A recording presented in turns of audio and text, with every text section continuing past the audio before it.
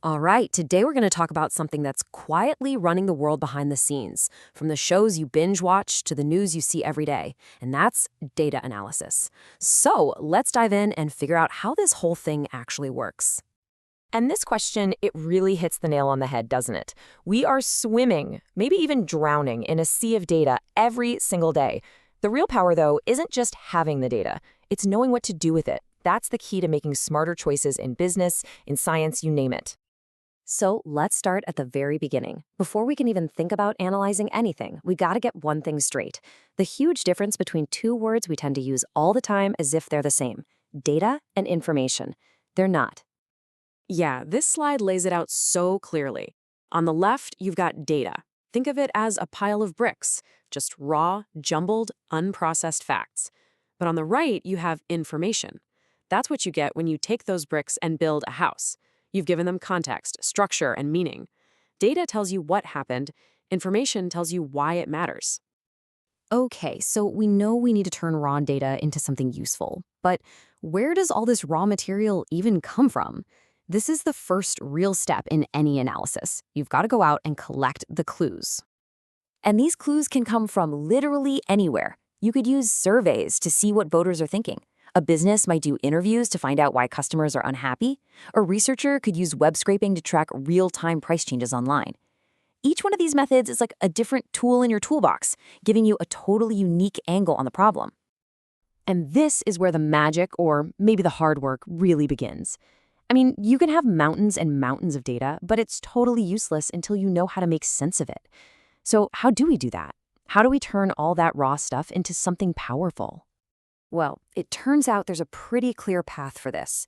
You can think of it like a journey that takes that messy, raw data and slowly refines it, step by step, until it becomes something we could even call wisdom. Let's walk through the 4 levels of that journey. And to make this whole thing super easy to grasp, let's use a simple analogy. Just imagine a data analyst is like a doctor, and their patient is the big pile of data they're working with. The goal is exactly the same: figure out what's wrong and prescribe a fix. So these are the 4 rungs on the ladder of insight. We're going to start on the ground floor, just describing what we see. And with each step we take up that ladder, we get a little bit closer to being able to confidently say what we should do next. Okay, first rung on the ladder: descriptive analytics. This is all about looking in the rear-view mirror. It only answers one question: what happened? For our doctor, that's just taking notes on the symptoms. The patient has a fever of 101. For a company, it's looking at a report that says sales dropped 10% last month. Simple as that. Now we climb up to the next rung, which is diagnostic analytics. The question here is, why did it happen? So our doctor doesn't just note the fever. They run some tests to find the cause. And our business, they dig into their own data and find out sales dropped because a competitor just launched a huge ad campaign. See? We're getting deeper. The third rung is where things get really interesting. This is predictive analytics, where we start to look into the future. The question is, what's going to happen next? Based on the diagnosis, our doctor can now predict how the illness will progress, and our business can look at past trends and forecast that, hey, if we don't do anything, sales are probably going to keep dropping. And finally, we get to the very top of the ladder: prescriptive analytics. This is the most powerful level of all because it answers the big question: so, what should we do about it? This is the doctor writing a prescription. It's the business using all that analysis to say, okay, let's launch our own campaign and offer a discount.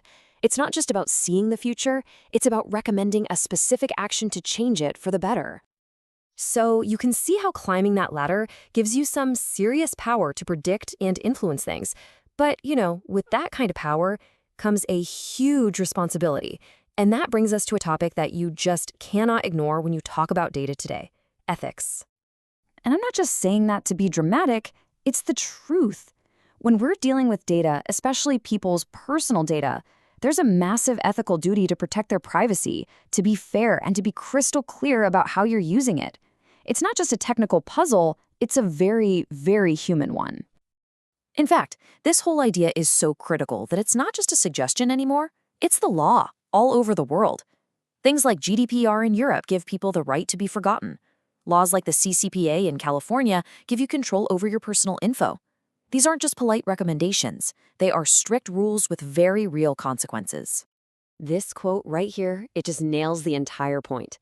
The ultimate goal shouldn't be to just get really good at crunching numbers. It's to make sure all this incredible technology is actually being used to help people, to serve humanity. That has to be the guiding star for anyone working in this field. Okay, so let's tie all of this together now. We've gone from raw facts all the way to ethical principles. But what does this whole journey actually look like when you put it all into practice? Well, that doctor analogy we've been using really gives us the perfect map. You start by just looking at the symptoms. That's your descriptive stage. And you climb all the way up until you're actually writing a prescription to fix the problem. That's the prescriptive stage. It's this beautiful logical progression from just seeing what's there to taking decisive action. And that's really the bottom line here. Data analysis isn't really about the numbers themselves. It's about transformation. It's a process that takes a mess of chaotic, meaningless facts and turns them into a clear, evidence-based roadmap that helps all of us make smarter, more confident decisions. Which leaves us with one last really important question to think about. Our tools are getting more and more powerful. Our data is getting smarter every day. The real challenge for all of us is to make sure that we as humans are getting wiser right along with it. Thanks for tuning in.